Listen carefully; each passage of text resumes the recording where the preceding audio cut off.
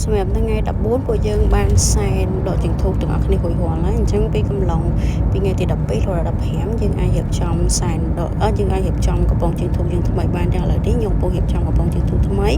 នេះខ្ញុំបានចាក់ផេះនឹងគ្រឿងប្រាបាចាស់ចេញហើយខ្ញុំរៀបចំដាក់គ្រឿងថ្មីអញ្ចឹងគ្រឿងរបស់យើងមានគេខ្លះមើលទាំងអស់គ្នាចុះបានខ្ញុំរៀបថ្មីនេះគឺមានដូចជាផេះនេះខ្ញុំទិញក្នុងតម្លៃ1000ហើយទៅអានេះខ្សាច់5000តម្លៃ5000ហើយទៅ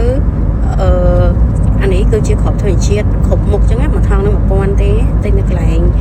គេលក់គ្រឿងលោកតាអញ្ចឹងណាទិញមួយគ្នានឹងអានេះកាក់ហើយនឹងត្បូងអីចឹងទៅអានេះមកឈប់ដែរកន្លែងប៉ុណ្្នឹងអស់7000ហើយចឹងទៅអានេះគឺជាតប៉ែដុំតប៉ែជាដំបូងយើងយកកំប៉ុងជើងធូបរបស់យើងនឹងចាក់ផេះចាស់ចេញអស់ទុកនៅសល់បន្តិចនៅបានបន្តិចហ្នឹងហើយនឹងទុកធូបប្រហែលជា5ដើមដើម្បីបន្តទៅឆ្នាំក្រោយតមកទៀតយើងចាក់គ្រឿងដែលយើងមានដូចជាគ្រាប់ធញ្ញជាតិហើយនឹងដាក់ចូលតប៉ែដុំមាសដុំពេជ្រគ្រាប់កាក់ចូលឲ្យអស់ហើយបន្តមកទៀតយើងក៏រៀបចំចាក់ផេះចូលប៉ុន្តែខ្ញុំមានដាក់ជាម្សៅក្អូបចូលបន្តិចហ្នឹងដើម្បីក្អូបហើយចឹងទៅបន្តមកទៀតយើងដាក់ផេះចូលមកផេះរបស់យើងដាក់បរិមាណមកក្បែរចិត្តពេញទៅហើយចុងក្រោយយើងចាក់ខ្សាច់5000ចូលអ្នកទាំងអស់នេះបើសិនជាដាក់ខ្សាច់ពណ៌លឿងក៏បានដែរអីទេ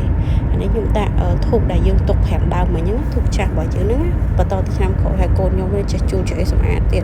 អូខេឥឡូវចុងក្រោយគឺបានប៉ុណ្ណឹងគឺយើងផឹកកំប៉ុងចាស់ដដែលទេគ្រាន់តែយើងដូរគ្រឿងខាងក្នុងថ្មីហើយនឹងបន្តធូបចាស់ទៅឆ្នាំក្រោយទៀតអូខេការចែករំលែកមានប៉ុណ្ណឹងដែរអរគុណច្រើន